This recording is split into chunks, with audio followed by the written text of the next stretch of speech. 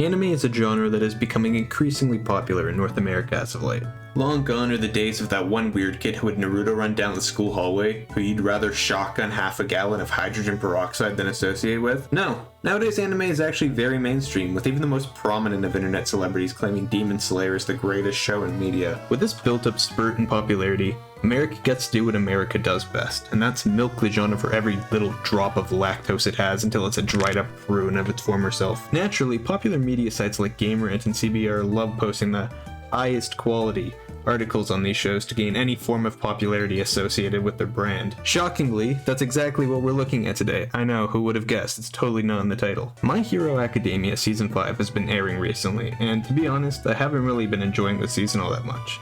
Out of curiosity to see if I wasn't alone in this opinion, I happened to stumble upon this happy accident of a list on Gamerant, which ranks their top 10 My Hero Academia arcs in a way that gives me a brain aneurysm. I don't want to send any hate their way, but I also thought this list was funny enough to share with you all, while also being able for me to take a deep dive into what I think the show does right and wrong. Just a preface before we hop into this bitch, spoilers first of all, but let me just rank my personal top 10 plus My Hero Academia arcs. So number 1, we got the My Villain Academia arc, which currently hasn't aired in the anime, but is probably coming in the next few months. Second is the Stain arc. Third is the Pro Hero arc. Fourth is the Hideout raid. Fifth is Overhaul. 6 is the Forest Training. 7 is the UA Sports Festival. 8 is the Season 1 content. I'm just gonna bunch it all into one group. 9 is the Final Exams. 10 is the Culture Festival. 11 is the Hero Licensing arc. And 12 is the current arc, the Joint Training arc, or the Class 1A versus Class 1B Garbage Fest. This list just serves as a marker to show my own stance on each arc before we look at it. Oh god. Wow! What the hell? Listen, art is absolutely subjective. Sure, there's objective qualities that we can analyze, but for the most part, I can't objectively say this is wrong. Yet I still feel an impending shockwave forming around the planet made up of everyone's forehead slaps from seeing the Stain arc as one of the worst in the story. My Hero Academia is absolutely a show with highs and lows. The Stain arc, in my own and I'm sure many others' opinions, is one of the absolute highs in terms of storytelling, character growth, and philosophical perspectives. Stain, with his transformative stance on heroes, was extremely refreshing for the story, while also setting up a pivotal turning point for the show's plot. Sure, it wasn't the longest arc, but in terms of impact and memorability, it absolutely ranks near the top.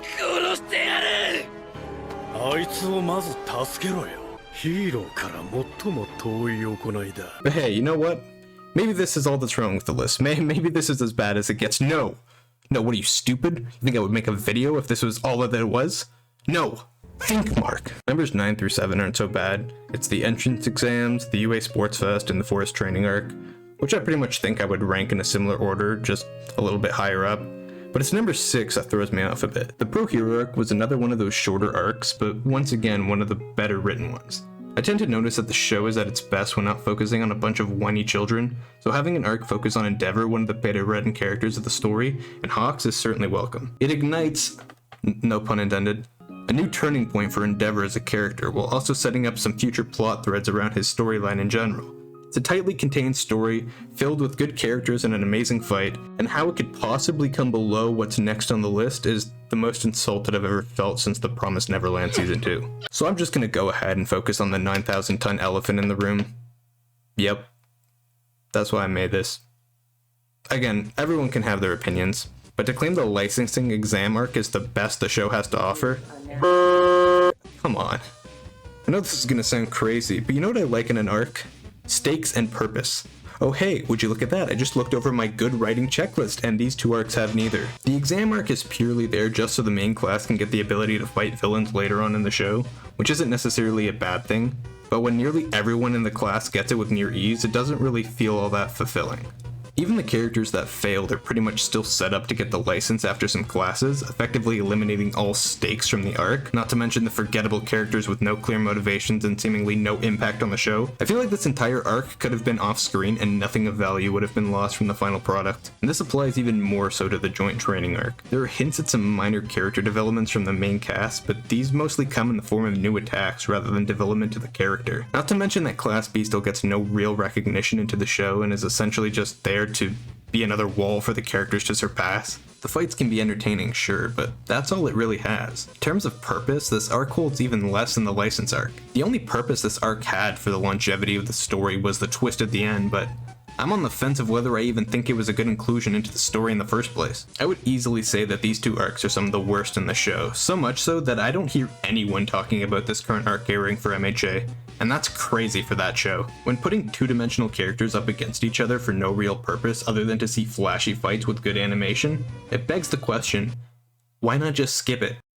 Sure, there may be some details that are relevant later on, but the sludge you have to drag yourself through to get there can't be described as anything but dreadful. These arcs really just end up being boring unless you want to shut off your brain and see wacky fights, but even then I wouldn't say they're the best in the series. I love how Gamerant doesn't even give real explanations for why one is above another, since they just give as much praise to the 10th slot as they did to the first. In fact, what they wrote about number 10 is more convincing to why it should be in a higher spot than to justify its current placement. I feel the writer is either completely disconnected with the show, has terrible taste, or is just an absolute troll, in which case I share the utmost respect for him. Oh, and for those wondering, number 5 is the overhaul arc, number 4 is the villain arc, and number 2 is the hideout raid arc, all of which should have been placed dramatically higher than number 3 and 1. Regardless, I'm not that upset about their placement.